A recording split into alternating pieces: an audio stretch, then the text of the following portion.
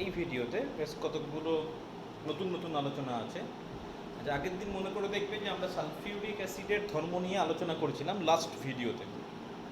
আচ্ছা, এই ভিডিওতে প্রথমেই কতগুলো জিনিস আলোচনা করছি। যেমন দেখো, প্রথম আলোচনা মনে করে তোমাকে প্রশ্ন দিয়েছে যে প্রমাণ করো যে সালফিউরিক অ্যাসিডে হাইড্রোজেন বর্তমান।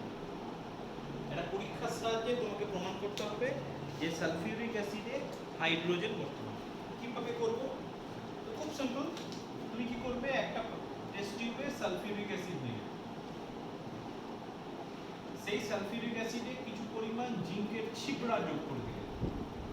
ছিপড়া মানে ছোট ছোট জিঙ্কের টুকরো ওর মধ্যে যোগ করে দেবে। যখনই যোগ করে দেবে দেখা যাবে সেখান থেকে কিছু গ্যাস উৎপন্ন হয়, একটা গ্যাস উৎপন্ন হয়, যে গ্যাসটা অবশ্যই বর্ণহীন এবং গন্ধহীন, বর্ণহীন এবং গন্ধহীন একটা গ্যাস উৎপন্ন হয়। এবার তোমাকে এই গ্যাসটা নিয়ে পরীক্ষা করতে হবে। কি কি পরীক্ষা করতে হবে? প্রথমত, এর মধ্যে একটা জ্বলন্ত পাটকাঠি যোগ করে দেওয়া হলো, যেটা আমাদের পরীক্ষার নিয়ম। জ্বলন্ত পাটকাঠি ওই গ্যাসটার মধ্যে প্রবেশ করানো হবে। তারপর দেখলাম রেজাল্ট কি হচ্ছে। আমরা রেজাল্ট দেখলাম যে ওই পাটকাঠিটা নিভে যায়, আর 2 নম্বর কথা হচ্ছে গ্যাসটা নীল শিখায় জ্বলতে থাকে। ঠিক আছে? শুধু তাই নয়, এই গ্যাসটাকে যদি প্যালাডিয়ামের মধ্য দিয়ে পাস করানো হয়, দেখা যায় গ্যাসটা শোষিত হয়, শোষণ হয়, অ্যাবসর্পশন হয়। তাহলে গোটা ব্যাপারটা আরেকবার বলছি। আমি একটা টেস্ট টিউবে কিছু পরিমাণ, টেস্ট টিউব বা বিকারে কিছু পরিমাণ সালফিউরিক অ্যাসিড নিলাম, সেই সালফিউরিক অ্যাসিডে কিছু জিঙ্কের ছিপটা যোগ করে দিলাম। এদের মধ্যে একটা রাসায়নিক বিক্রিয়া ঘটলো, বিক্রিয়া করে একটা বর্ণহীন গন্ধহীন গ্যাস উৎপন্ন হলো। এবার সেই গ্যাসটা নিয়ে পরীক্ষা করতে গিয়ে দেখলাম যে সেই গ্যাসে আমি একটা জ্বলন্ত পাটকাঠি যখনই ঢুকিয়ে দিচ্ছি, কি হয়ে যাচ্ছে, পাটকাঠিটা নিভে যাচ্ছে। পাটকাঠি নিভে যাচ্ছে, কিন্তু ভেতরে যে গ্যাস আছে সেই গ্যাসটা দেখা গেল নীল শিখায় জ্বলতে থাকছে, নীল বর্ণ হয়ে যাচ্ছে।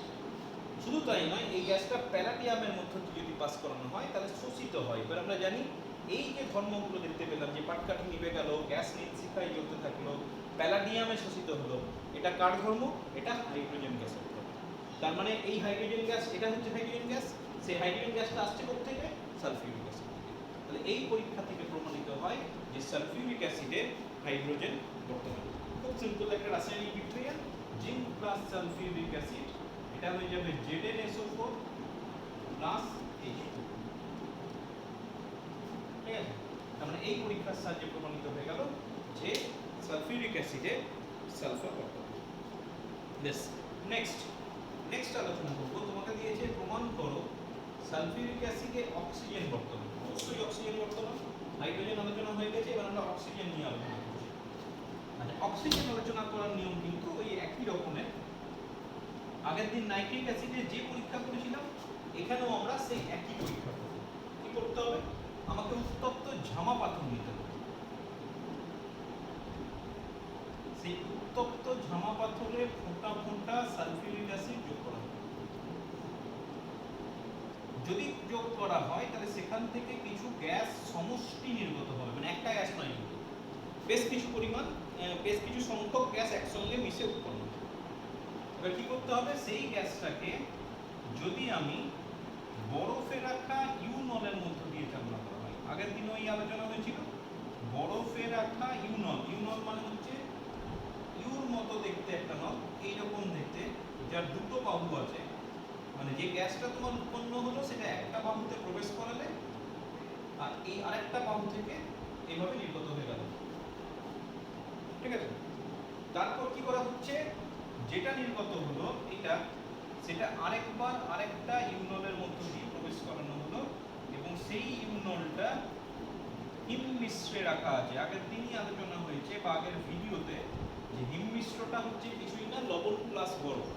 সাধারণত যে বরফ 3 ভাগ, তার সঙ্গে 1 ভাগ যদি নুন মেশানো হয়, তাহলে যে মিশ্রণটা তৈরি হয়, সেই মিশ্রণটার উষ্ণতা প্রায় -21 ডিগ্রি সেন্টিগ্রেড হয়ে যায়।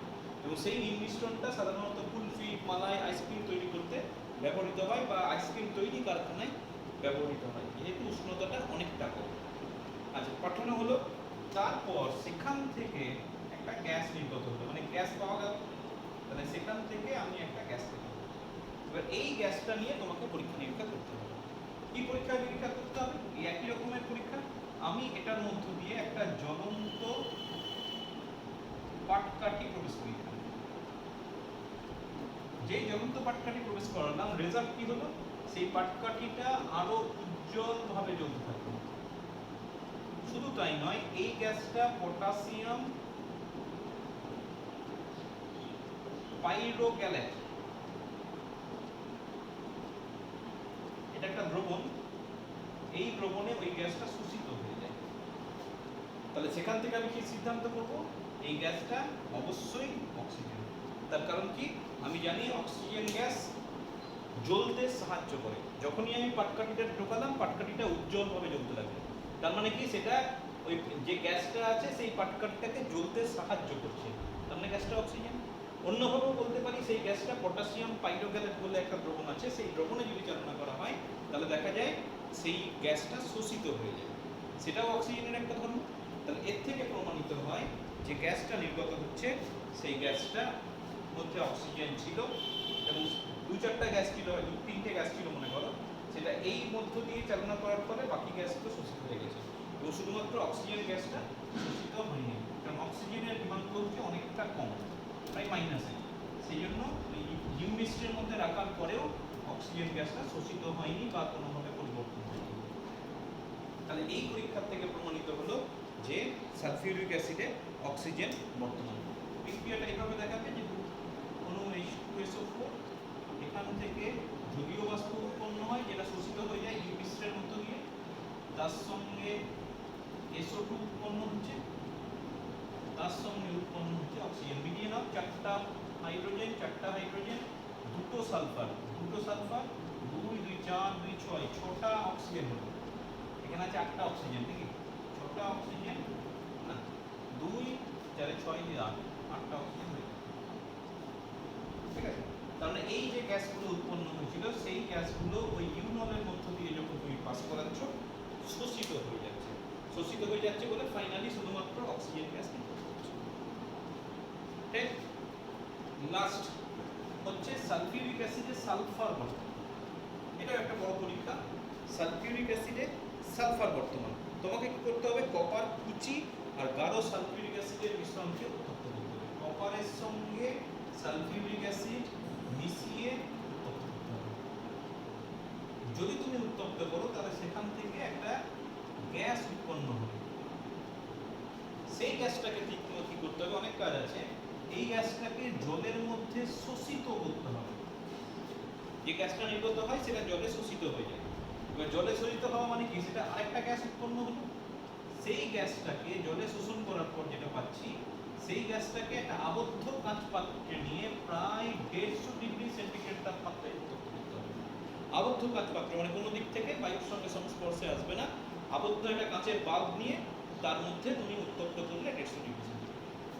যদি উত্তপ্ত করা হয় তাহলে দেখা যাচ্ছে সেখান থেকে একটা হলুদ অধক্ষেপ উৎপন্ন হবে। সেখান থেকে একটা হলুদ অধক্ষেপ উৎপন্ন হবে। এবার যে হলুদ অধক্ষেপটা উৎপন্ন হলো, দেখা গেল সেটা কার্বন ডাই সালফাইডে দ্রবীভূত হয়ে যায়। CS2 কার্বন ডাই সালফাইড, এটা একটা দ্রবণ। ওই হলুদ অধক্ষেপটা ওর মধ্যে দ্রবীভূত হয়ে যায়। শুধু তাই নয়, এটাকে যদি আমি দহন করা হয়, পোড়ানো হয়, তাহলে দেখা গেল রেজাল্ট হলো বারুদের গন্ধযুক্ত একটা গ্যাস উৎপন্ন হচ্ছে। বারুদের গন্ধযুক্ত একটা গ্যাস উৎপন্ন হচ্ছে। বারুদের গন্ধযুক্ত গ্যাস কি? Sulphur die oxide. সেটা কোত্থেকে উৎপন্ন হয়েছে? এই হলুদ অধক্ষেপটা দহনের ফলে উৎপন্ন হয়েছে। দহন মানে অক্সিজেনের সঙ্গে মিশ্রণ।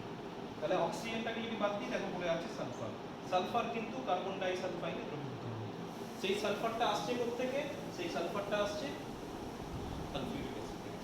তাহলে এই পরীক্ষার মাধ্যমে প্রমাণিত হলো যে সালফিউরিক অ্যাসিডে সালফার বর্তমান। আবার বলছি, প্রথমে কপার আর গাঢ় সালফিউরিক অ্যাসিড মিশিয়ে উত্তপ্ত করা হবে, সেখান থেকে একটা গ্যাস উৎপন্ন হবে। সেই গ্যাসটাকে জলে ভালো করে দ্রবীভূত করতে হবে। দ্রবীভূত করার পর যে গ্যাসের তরলটা পেলাম, গ্যাস নয় অ্যাকচুয়ালি, এটা একটা দ্রবণ।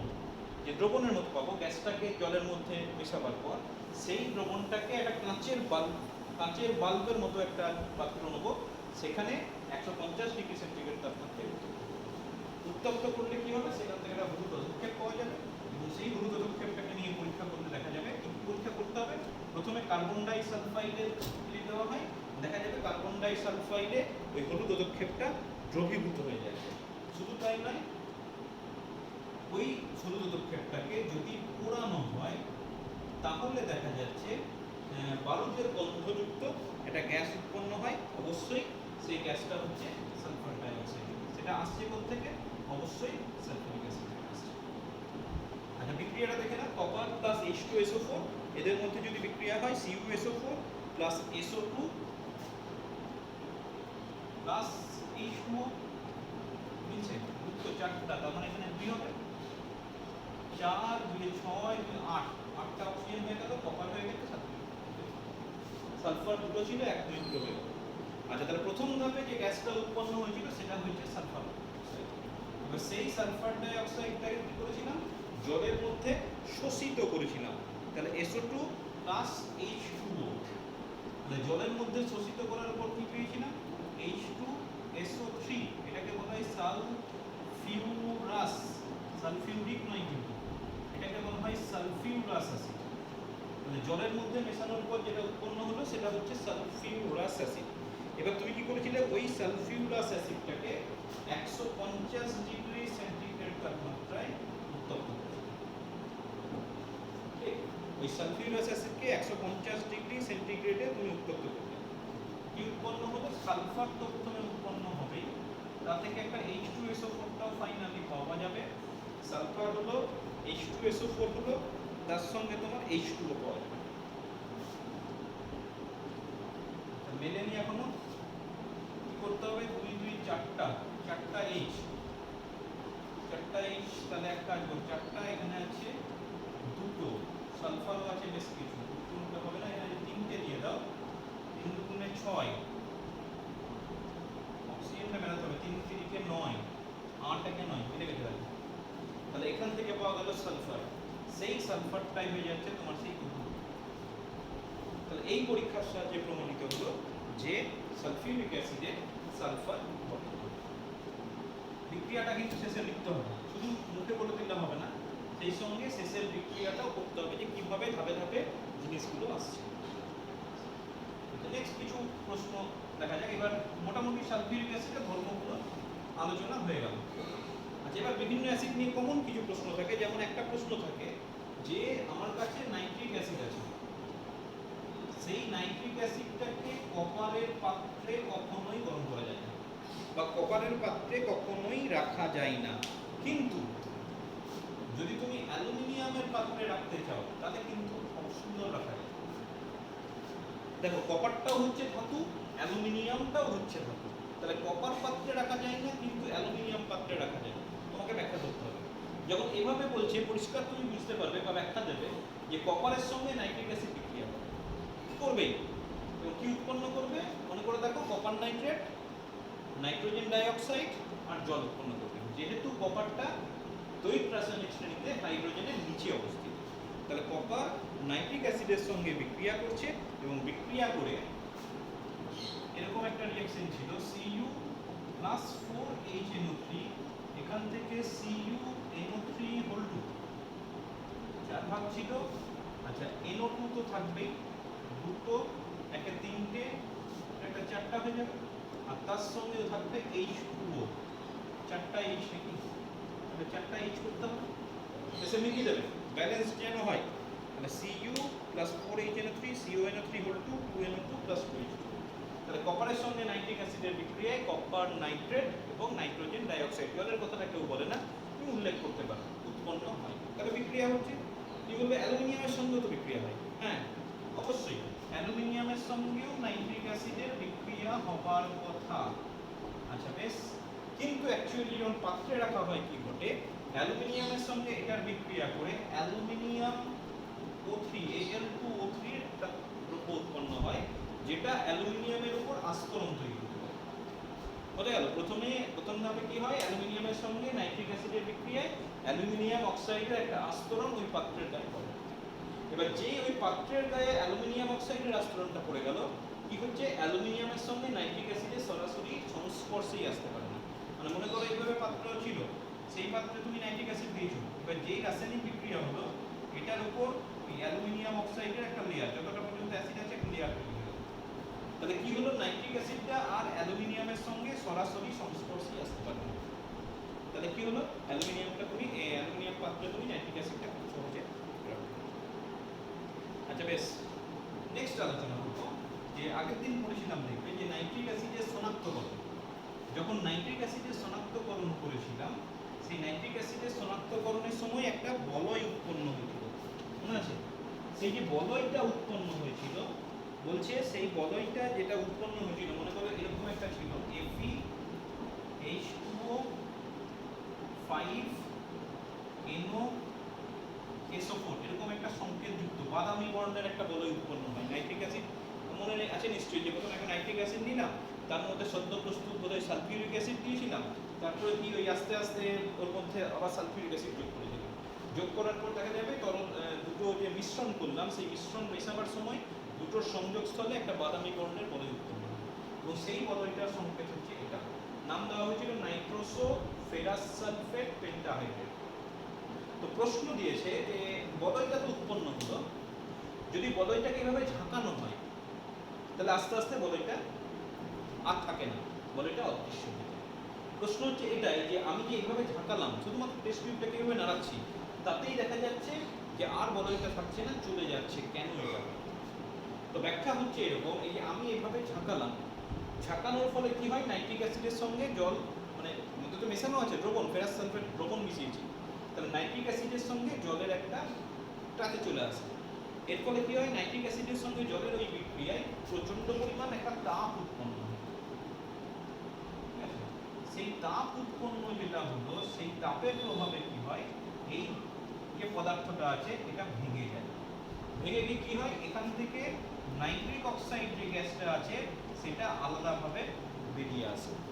এবার যেই নাইট্রিক অক্সাইডটা বেরিয়ে চলে গেল, তার মানে কি আর যে যৌগটা ছিল সেই যৌগটা রইল না, সেই যৌগটা যেহেতু রইল না, সুতরাং বলয়টা সম্পূর্ণ ভ্যানিশ হয়ে যায়, এবং এই যে নাইট্রিক অক্সাইড উৎপন্ন হয় সেটা দ্রবণ থেকে বুদবুদের আকারে বেরিয়ে আসতে থাকে। ঠিক আছে, এই হচ্ছে তোমার ব্যাখ্যা।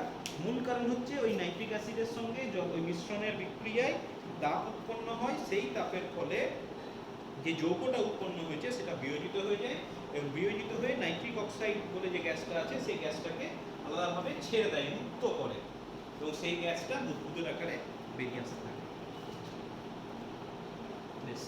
নেক্সট এই প্রশ্নটা খুব আসে পরীক্ষায়, যে ধূমায়মান নাইট্রিক অ্যাসিড,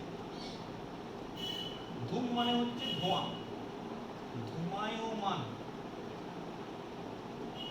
নাইট্রিক অ্যাসিড কি? নাইট্রিক অ্যাসিড হলো, ঠিক আছে, সেটাকে বলছে ধূমায়মান নাইট্রিক অ্যাসিড। কখন ধূমায়মান নাইট্রিক অ্যাসিড হবে? না, খুব সিম্পল ব্যাপার মনে রাখবে, যে তোমার কাছে কারো নাইট্রিক অ্যাসিড আছে, সেই নাইট্রিক অ্যাসিডের সঙ্গে স্টার্চ, স্টার্চ কি করবে, তুমি যোগ করবে। স্টার্চ যোগ করার পর যদি ওটাকে পাতিত করো, পাতন, তাহলে সেখানে দেখা যাবে একটা হলুদ বর্ণের তরল উৎপন্ন হয়, হলুদ বর্ণের তরল উৎপন্ন হয়। হলুদ বর্ণ কেন হয়? কারণ তার মধ্যে নাইট্রোজেনের বিভিন্ন অক্সাইড মেশানো থাকে, মিশে থাকে, মেনলি থাকে নাইট্রোজেন ডাই অক্সাইড। আবার বলছি, নাইট্রিক অ্যাসিডের সঙ্গে স্টার্চ মিশিয়ে পাতিত করলে একটা হলুদ বর্ণের তরল পাওয়া যায়, যে তরলটার মধ্যে নাইট্রোজেনের বিভিন্ন অক্সাইড মেশানো থাকে, মেনলি থাকে NO। এই যে তরলটা পাওয়া গেল, সেই তরলটাকে বলা হয় ধূমায়মান নাইট্রিক অ্যাসিড। তুমি বলবে কেন ধূমায়মান নামটা দিল কেন? তার কারণ হচ্ছে এই যে তরলটা উৎপন্ন হলো, তরলের মধ্যে আমি বললাম কি নাইট্রোজেন অক্সাইড মিশিয়ে আছে, এবং শুধু মিশে থাকে না, এই আস্তে আস্তে আস্তে আস্তে ধোঁয়ার আকারে তরল থেকে বেরিয়ে আসে। মানে তুমি যদি দূর থেকে দেখো, মনে হবে তরল থেকে সবসময় ধোঁয়া বেরোচ্ছে। মানে অ্যাকচুয়ালি নাইট্রিক অ্যাসিড আছে, সেই নাইট্রিক অ্যাসিড থেকে সবসময় ধোঁয়া বেরোচ্ছে। সেই ধোঁয়া বেরোচ্ছে মনে হয় বলে, বা নাইট্রোজেন ডাইঅক্সাইডটা সবসময় বেরোচ্ছে বলে, সেটাকে বলা হচ্ছে ধূমায়মান নাইট্রিক অ্যাসিড। প্রশ্ন থাকে ধূমায়মান নাইট্রিক অ্যাসিড কি, এরকম নামকরণের কারণ। একই রকম ভাবে আগেরটা যেটা দেখলাম যে অ্যালুমিনিয়ামে নাইট্রিক অ্যাসিড রাখা যায় কিন্তু কপারের পাত্রে রাখা যায় না, তেমনি একই রকম ভাবে মনে রাখবে যে অ্যালুমিনিয়ামের পাত্রে তুমি যদি ক্ষার রাখো, সোডিয়াম হাইড্রোক্সাইড, সেটা কোনোদিন রাখতে পারবে না, মানে রেখে তুমি কোনোদিন ফোটাতে পারবে না। কেন? অ্যালুমিনিয়াম পাত্রে গাঢ় সোডিয়াম হাইড্রোক্সাইড রেখে কখনোই ফোটানো যায় না। সোজা কথায় বিক্রিয়া করবে। এই সমস্ত প্রশ্ন যখনই থাকবে যে এটার সঙ্গে এটা রাখা যায় না, ওটার সঙ্গে এটা রাখা যায় না, মূল কথা হচ্ছে ওদের মধ্যে রাসায়নিক বিক্রিয়া। রাসায়নিক বিক্রিয়া করে কি হয়, অ্যালুমিনিয়ামের সঙ্গে যদি মানে সোডিয়াম হাইড্রোক্সাইডের জলীয় দ্রবণ অবভিয়াসলি যদি বিক্রিয়া করে, এটা উৎপন্ন হয় NaAlO2, এটাকে বলা হয় সোডিয়াম অ্যালুমিনেট। সোডিয়াম অ্যালুমিনেট বলে এই পদার্থটা উৎপন্ন হয়, NaAlO2। আচ্ছা, তার সঙ্গে উৎপন্ন হয় হাইড্রোজেন। তার সঙ্গে উৎপন্ন হয় হাইড্রোজেন। মিলিয়ে দেখবে দুটো হাইড্রোজেন, এখানে চারটা হাইড্রোজেন, দুটো চারটা ছটা হয়ে গেল। তো ছটা হয়ে গেল, এটা তিনটে হবে। তাহলে যদি তোমাকে প্রশ্ন দেয় বাকিগুলো মিলিয়ে দেবে, দুটো অ্যালুমিনিয়াম, দুটো অ্যালুমিনিয়াম, আচ্ছা দুটো সোডিয়াম হয়েছে, দুটো সোডিয়াম মিলে গেছে বাকিটা। আচ্ছা, তাহলে তোমাকে প্রশ্ন দিয়েছিল যে অ্যালুমিনিয়াম পাত্রে কেন এটাকে রেখে ফোটানো যায় না, তখন তুমি এটাই বলবে যদি ফোটানো হয় অ্যালুমিনিয়ামের সঙ্গে সোডিয়াম হাইড্রোক্সাইডের বিক্রিয়া হয় এবং বিক্রিয়া করে সোডিয়াম অ্যালুমিনেট এবং হাইড্রোজেন গ্যাস উৎপন্ন হয়। তাহলে যেহেতু সোডিয়াম হাইড্রোক্সাইড বলে কোনো যৌগ থাকবে না, আমি একটা জিনিস ফোটাতে দিলাম, সেটাই যদি না থাকে তাহলে তো আমার লাভ নেই। তাহলে সেক্ষেত্রে আমি কখনোই অ্যালুমিনিয়াম পাত্রে সোডিয়াম হাইড্রোক্সাইড রাখতে পারি। খুব সিম্পল প্রশ্ন। এরকম অ্যাসিড বার্ন বা বলা হয় অ্যালকালি বার্ন কাকে বলা হয়? খুব সিম্পল বলি যে অ্যাসিড বা ক্ষার, অ্যালকালি মানে হচ্ছে ক্ষার, যদি খুব গাঢ় হয় এবং সেটা যদি আমার স্কিনের উপর এসে পড়ে সামহাও, অনেক সময় দেখা যায় যে পরীক্ষা কেমিস্ট্রি ল্যাবে পরীক্ষা করছেন, কোনোভাবে ভুল করে অসতর্কতাবশত যদি হাতে কোনো অংশে বা তোমার এর মধ্যে পোশাকের মধ্যেও যদি পড়ে যায়, গোটা পোশাকের ওইখানটা পুরো পুড়ে যাবে, ওইখানটা তুমি আর দেখতেই পাবে না, এরকম একটা ব্যাপার। আর ত্বকের ওপর পড়লে সঙ্গে সঙ্গে ওই জায়গাটা পুড়ে যায়, ফুসকা পড়ে যায়। তো অ্যাসিডের সংস্পর্শে যদি আসে আমাদের ত্বক, তাহলে ত্বকের উপর যে ক্ষতিটা হয় সেটাকে বলা হয় অ্যাসিড বার্ন। একই রকমভাবে গাঢ় ক্ষারের অতটা প্রভাব থাকে না, অ্যাসিডটা কিন্তু ম্যাক্সিমাম থাকে। গাঢ় HNO3 বা গাঢ় H2 এসব যদি পড়ে তাহলে কিন্তু মানে ভয়ঙ্কর একটা অবস্থা হতে পারে তোমার চামড়ার। কিন্তু যাই হোক, যদি তোমার ক্ষার তোমার ত্বকের সংস্পর্শে আছে তাহলেও কিন্তু এই একই ধরনের সমস্যা ঘটে, ত্বকটা পুড়ে যায় এবং সেক্ষেত্রে সেটাকে বলা হয় অ্যালকালি বার্ন। এখন প্রশ্ন হচ্ছে যদি অ্যাসিড বার্ন হয় তাহলে তুমি কি করবে? তোমার ত্বকে সামহাও হতেই পারে, তুমি কেমিস্ট্রি ল্যাবে পরীক্ষা করছো, তোমার হাতে কিছু পরিমাণ কনসেন্ট্রেটেড গাঢ় নাইট্রিক অ্যাসিড করে দাও। কি করা উচিত? করা উচিত হচ্ছে যদি অ্যাসিড বার্ন হয় প্রথমেই ক্ষার জাতীয় কোনো পদার্থ দিয়ে তোমার হাতটাকে ধুয়ে ফেলা হবে। Sodium bicarbonate easy available, sodium যেখানটা যদি পুড়ে যায় তাহলে সেখানে সোডিয়াম বাইকার্বনেট দিয়ে প্রথমে ধুয়ে ফেলতে হবে। সোডিয়াম বাইকার্বনেট হচ্ছে ক্ষার অ্যাসিডের সঙ্গে বিক্রিয়া করে লবণ আর জল উৎপন্ন করে, তাহলে অ্যাসিডের ধর্মটা থাকবে না, তোমার যে জ্বালা করছিল সেই জ্বালা ব্যাপারটা চলে যাবে। সোডিয়াম বাইকার্বনেট দিয়ে ধুলে তারপরে শেষে জল দিয়ে দিতে হবে। একই রকমভাবে অ্যালকালি যদি হয় তাহলে এটাকে কি করতে হবে? অ্যাসিড দিতে হবে। এবার যেমন তেমন অ্যাসিড, তোমার মনে করো ক্ষার দিয়ে হলো, তুমি আবার যদি নাইট্রিক অ্যাসিড দিয়ে ধুইলে তাহলে কিন্তু আবার সমস্যা হয়ে যাবে। মৃদু অ্যাসিড দিয়ে দিতে হবে। সাধারণত এটা দেওয়ার জন্য CH3COOH, যেটাকে বলা হয় অ্যাসিটিক অ্যাসিড বা ভিনিগার, সাধারণত খুব অল্প পরিমাণ অ্যাসিড দিতে হবে, বেশি অ্যাসিড নিতে হবে না। 1% CH3COOH দিয়ে দিতে হয়, তারপর সেটাকে জল দিয়ে ধুতে হবে এবং শেষে কিছু মলম পাওয়া যায় সালফার ডায়াজিন টাইপের, সালফার ডায়াজিন টাইপের কোনো মলম যদি দিয়ে দেওয়া হয় তাহলে অনেকটাই রিলিফ পাওয়া যায়, সময় লাগলেও সেরে যায়, কোনো বিশেষ ক্ষতি। তাহলে এই গেল তোমার অ্যাসিড বার্ন এবং অ্যালকালি বার্ন, ঠিক আছে। নেক্সট চলে এসো প্রশমন বিক্রিয়া। এটা খুব গুরুত্বপূর্ণ এবং খুব সহজ একটা অংশ, অনেকগুলো জিনিস একসঙ্গে আলোচনা করবো। প্রশমন বিক্রিয়া,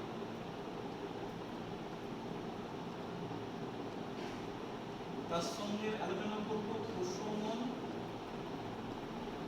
ক্ষণ, তার সঙ্গে তোমার আলোচনা হবে নির্দেশক, তার সঙ্গে হচ্ছে টাইট্রেশন।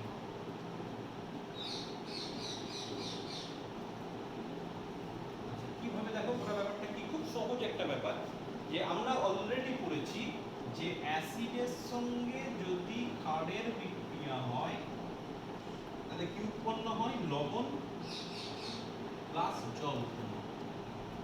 এই জিনিসটা আমরা জানি, তাই তো? কিন্তু মনে করো এইভাবে যে সাপোজ তোমার কাছে কিছু পরিমাণ তুমি ক্ষার নিলে, একটা টেস্ট টিউব নিলে, সেই টেস্ট টিউবে সাপোজ 3 ml, আমি অ্যাজ ফর এক্সাম্পল বলছি, 3 ml সাপোজ সোডিয়াম হাইড্রোক্সাইড নেওয়া। এবার তুমি কি ভাবছো যে একে তুমি প্রসম করবে, মানে ক্ষারের ধর্ম যেন না থাকে। 2 ফোঁটা অ্যাসিড দিলে হবে? মনে করো 2 ফোঁটা অ্যাসিড দিলাম, সমস্ত ক্ষারটা লবণ হয়ে যাবে? না, তা কিন্তু নয়। তার মানে ক্ষারের পরিমাণের উপর নির্ভর করে তোমাকে একটা নির্দিষ্ট পরিমাণ অ্যাসিড দিতে হবে। যদি দাও তবে তোমার সেখান থেকে লবণ এবং জল উৎপন্ন হবে, তাই না? তার মানে তুল্য পরিমাণ, একটা এইভাবে ভাষাটা ব্যবহার করা হয় যে তুল্য পরিমাণ ক্ষারকের সঙ্গে যদি তুল্য পরিমাণ অ্যাসিড মেশানো হয় তাহলে সেক্ষেত্রে সেখান থেকে আমরা কি পাবো? একটা প্রসম লবণ পাবো। প্রসম লবণ কেন বলা হচ্ছে? কারণ তার মধ্যে অ্যাসিডেরও ধর্ম থাকবে না, ক্ষারেরও ধর্ম থাকবে না, লবণ উৎপন্ন হবে, তার সঙ্গে জল উৎপন্ন হবে। সেই বিক্রিয়াটাকে বলা হচ্ছে প্রশমন বিক্রিয়া। মানে তুমি অ্যাসিডটাকে প্রশম করে দিলে, মানে অ্যাসিডের ধর্মটা প্রশম করে দিলে বা ক্ষারের ধর্মটাকে প্রশম করে দিলে, সেই জন্য সেই বিক্রিয়াটাকে বলা হয় প্রশম বিক্রিয়া। এখন প্রশ্ন হচ্ছে যে আমি কতটা অ্যাসিড দেবো, বুঝবো কি করে? আমাদের বুঝতে হবে, আমি মনে করো এই যে বললাম 3 ml, আমি 1 ml অ্যাসিড দিলাম, সেটা তো লিকুইড অবস্থাতেই আছে, তাহলে সেটা লবণ জল, আমি তার মধ্যে অ্যাসিডের ধর্ম আছে না জলের ক্ষারের ধর্ম আছে আমি তো জানি না। তাহলে 3 ml NaOH কে আমি কতটা অ্যাসিড দিলে হবে সেটা বুঝবো কি করে? তো সেটা বোঝার নিয়ম হচ্ছে এই জিনিসটা ব্যবহার করা হয়। কিছু কিছু পদার্থ আছে যে পদার্থগুলো কি হচ্ছে, মানে অ্যাসিডে মেশালে একরকম কালার হয়, আবার ক্ষারে মেশালে একরকম কালার হয়, আবার তোমার জলে মেশালে একরকম কালার হয়। সেই সমস্ত পদার্থগুলোকে সিলেক্ট করা হয়।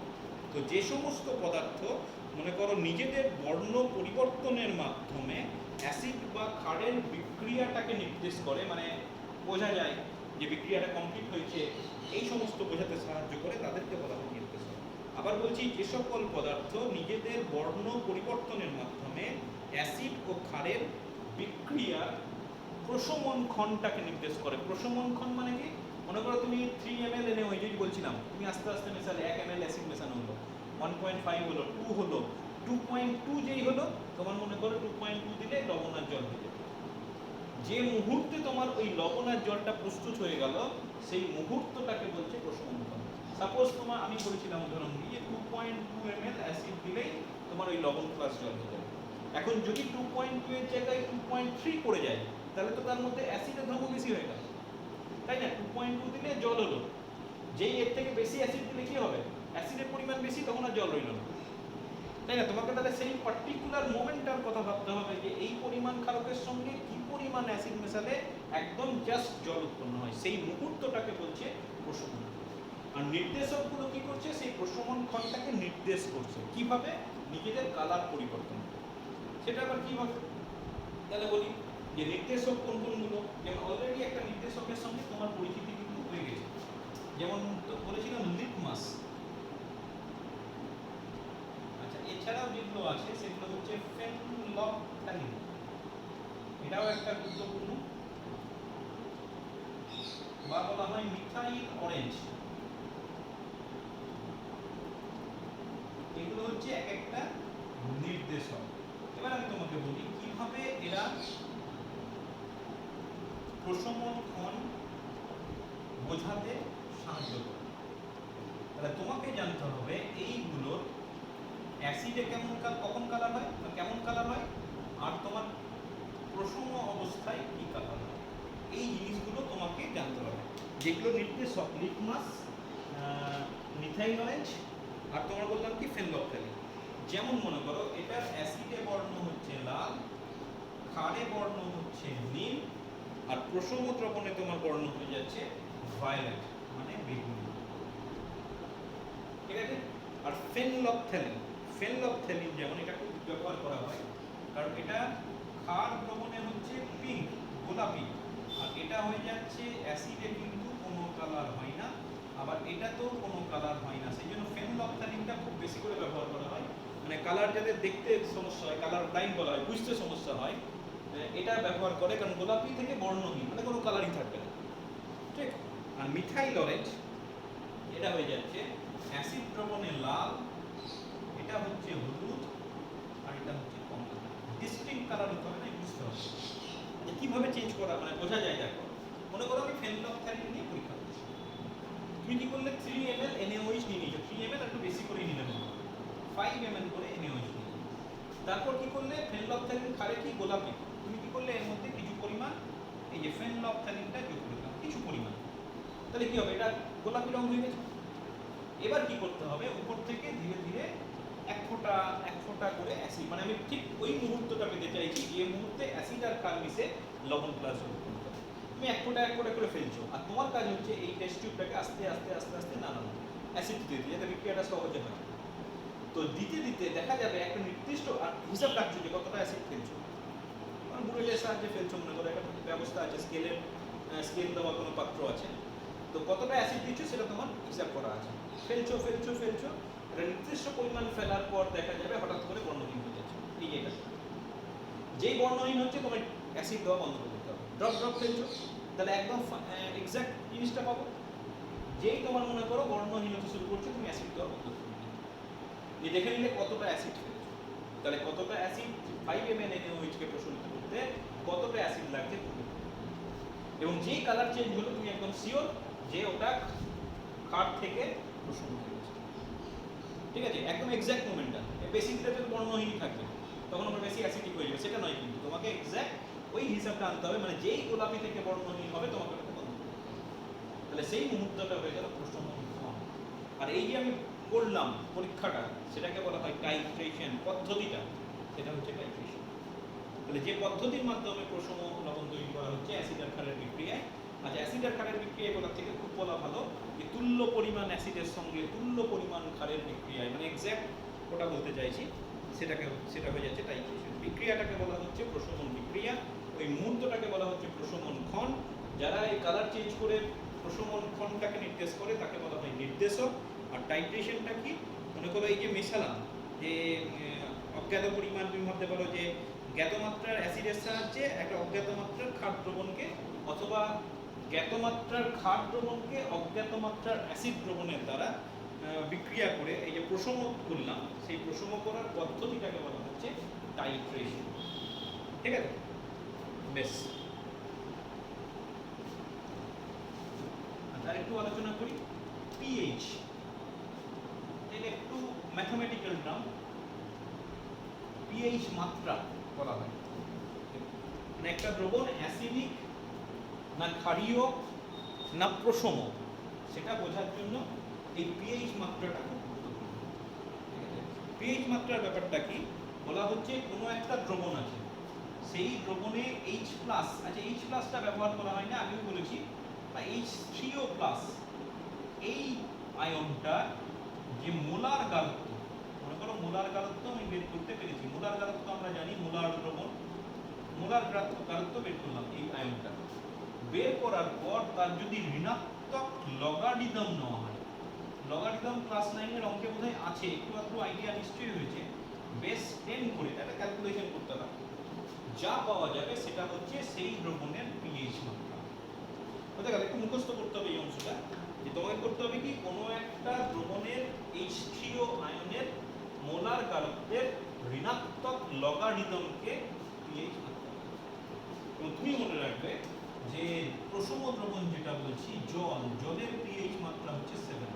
আমাদের যে অ্যাসিড আর ক্ষারের ব্যাপার বললাম, এটা 0 থেকে 14 পর্যন্ত পিএইচ মাত্রা।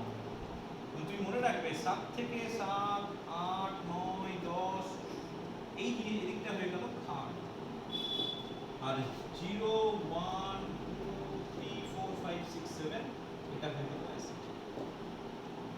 ঠিক আছে, তাহলে আমি কি পেলাম, কোনো একটা দ্রবণের H3O+ আয়নের মোলার গাঢ়ত্বের ঋণাত্মক লগারিদমকে বেস 10 নিতে হবে, বেস ইও হতে পারে, তো বেস 10 যদি হয় তাহলে সেটাকে ওই দ্রবণের পিএইচ ভ্যালু হবে। যদি পিএইচ ভ্যালুর মান 7 এর থেকে কম হয়, এই 7 এর থেকে কম, তাহলে সেটা হচ্ছে অ্যাসিড, আর যদি 7 এর থেকে বেশি হয় তাহলে সেটা হচ্ছে ক্ষার। মানে এই দিকটা অ্যাসিড আর এই দিকটা হচ্ছে ক্ষার। ঠিক আছে, বেশ। এবার চলে এসো পিএইচ স্কেল। মানে একটা স্কেল মতো তৈরি করা হয়েছে, যে স্কেলের সাহায্যে গাঢ়ত্বটাকে পিএইচ মাধ্যমে, মানে এই যে আমি বললাম, এই স্কেলটাকে বলা হচ্ছে পিএইচ স্কেল। মানে সরাসরি মান থেকে আমি বলে দিতে পারবো সেটা ক্ষার না অ্যাসিড। এটা সেই প্রশ্ন থাকবে যে একটা দ্রবণ আছে, দ্রবণের পিএইচ ভ্যালু হচ্ছে 9.5, দ্রবণটি অ্যাসিড না ক্ষার? 9.5। যদি বলেন 1 অ্যাসিড, ঠিক আছে, HCl HNO3 যেগুলো গাঢ় হয় সেগুলো সাধারণত 1 এর দিকে, ঠিক আছে। বেশ, এবার বলে পিএইচ পেপার। পিএইচ পেপার, আচ্ছা পিএইচ পেপারটা কি? এটা হচ্ছে কৃত্রিম উপায়ে তৈরি করা হয় একটা বিশেষ ধরনের পেপার। এটা সার্বজনীন নির্দেশক দিয়ে এক ধরনের পেপার তৈরি করা হয়। মনে করো এরকম একটা পেপার আমি তৈরি করলাম, ছোট একটা পেপার। তোমাকে বুঝতে হবে কোন একটা দ্রবণ অ্যাসিডিক না ক্ষারীয়, বা কতটা পিএইচ, একদম এক্সাক্ট কতটা পিএইচ সেটা বলে দেওয়া যায়। তুমি কি করতে হবে? এই পেপারটাকে এর মধ্যে ঢোকাতে হবে। তার কালার কি হচ্ছে তার উপর নির্ভর করে আমি সরাসরি বলে দিতে পারবো সেটা অ্যাসিডিক না ক্ষারীয়। শুধু তাই নয়, তার পিএইচ কত। তো সেই কালারের কিছু ব্যাপার আছে, যেমন যদি লাল কালার হয়ে যায়, সরি লাল নয়, আমি একটা বলি, যদি মনে করো পেপারটা ডোবানোর ফলে সেটা সবুজ কালার হয়ে যায়, তাহলে বুঝতে হবে সেটা হচ্ছে জল। মানে জলের মধ্যে যদি একটা পিএইচ পেপার ডোবানো হয় তাহলে সেটা হয়ে যাবে সবুজ, সেটা হচ্ছে সবুজ কালার হয়ে যাবে। যেমন মনে করো 1 আর 2, যদি লাল কালার হয় তাহলে বুঝতে হবে পিএইচটা আইদার 1 আর 2 এর মধ্যে, গাঢ় বা কম গাঢ়ের উপর ডিপেন্ড করে কোনো 1 বা 2 হবে।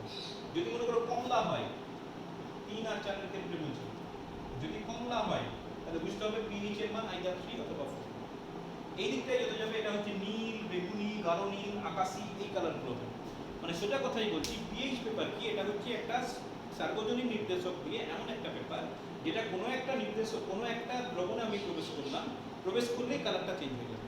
এবং কোন কালার হচ্ছে সেটা দেখে আমি সরাসরি বলে দিতে পারবো সেটা অ্যাসিড না ক্ষার, প্রথম কথা।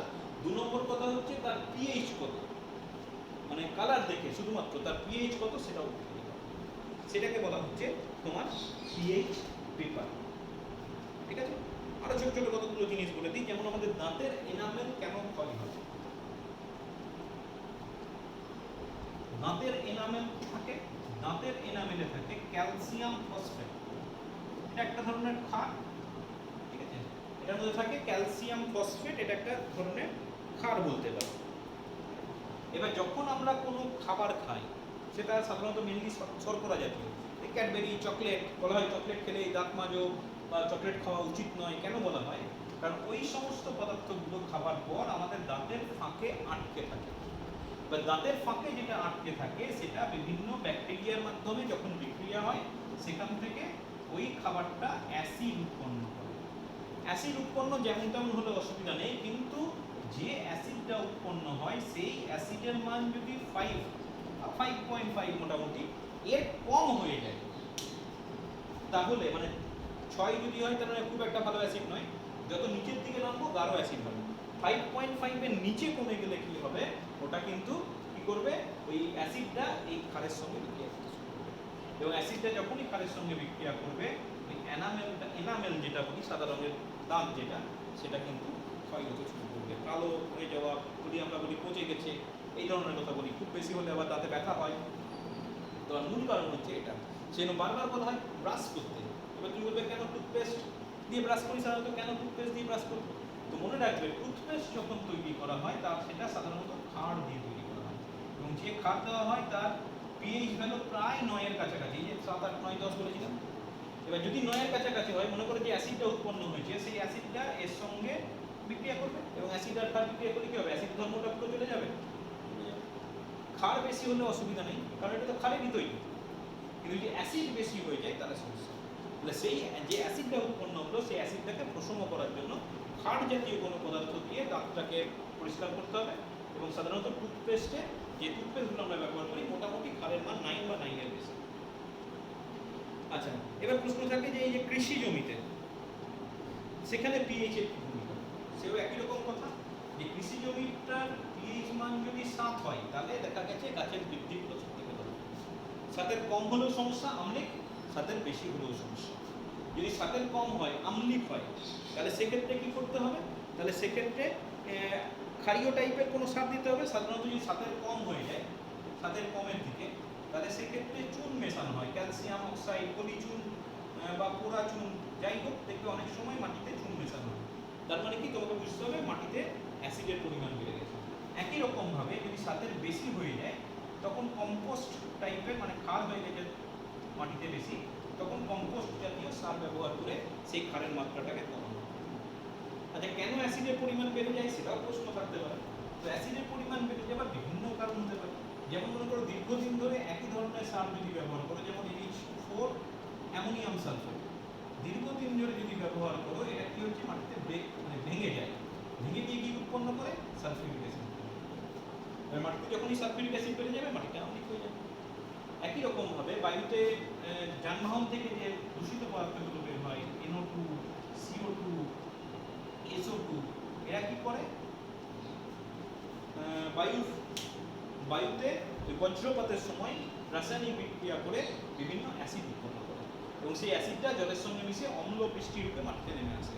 সেই অম্ল বৃষ্টি যদি হয়, সেটা যখন মাটিতে মিশবে তখন কিন্তু সেটাও কিন্তু মাটিতে অ্যাসিডের পরিমাণ বাড়িয়ে দেয়। যাই হোক, এই পর্যন্ত রইল।